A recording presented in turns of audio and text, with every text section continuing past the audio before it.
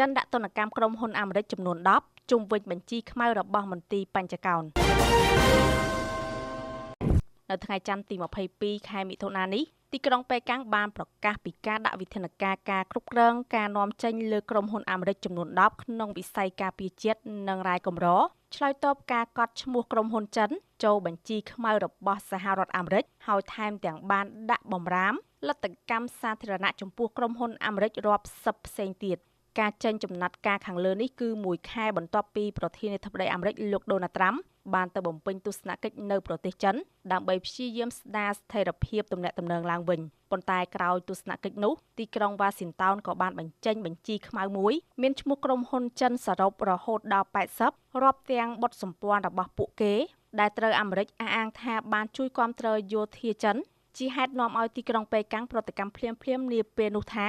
នឹងចាត់វិធានការសងសឹកវិញក្រសួងការពារជាតិចិនបាននិយាយថាវិធានការគ្រប់គ្រងការនាំចេញនេះគឺដើម្បីឆ្លើយតបទង្វើខុសឆ្គងរបស់រដ្ឋាភិបាលអាមេរិកហើយក៏ដើម្បីរក្សាការពារសន្តិសុខជាតិផងដែរក្រុមហ៊ុនអាមេរិកទាំង10នោះរួមមានដូចជា Aviok ដែលកាន់កិច្ចសន្យាការពារជាតិពាក់ព័ន្ធផ្នែកដែនអាកាសនិងអវកាសជាមួយយោធាអាមេរិកនិង Oko Defense ដែលផលិតយានយន្តយោធាឲ្យអាមេរិកទន្ទឹមគ្នាក្រសួងហិរញ្ញវត្ថុអាមេរិកបានប្រកាសដាក់បម្រាមមិនឲ្យអង្គភាពនិងស្ថាប័នរបស់ខ្លួនដែលពាក់ព័ន្ធក្នុងវិស័យលទ្ធកម្មសាធារណៈទិញផលិតផលដែលផលិតដោយក្រុមហ៊ុនអាមេរិកសរុបចំនួន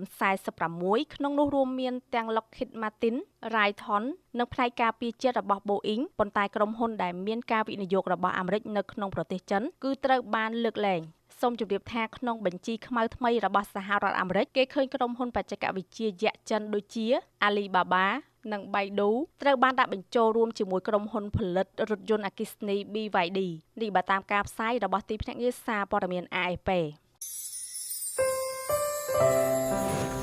កាត់បន្ថយការទទួលទានសារធាតុអំបិល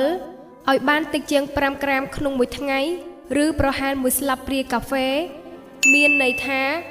បានកាត់បន្ថយការស្លាប់និងពិការភាពដែលបណ្ដាលមកពីជំងឺបេះដូងនិងគ្រោះថ្នាក់សរសៃឈាមខួរក្បាល។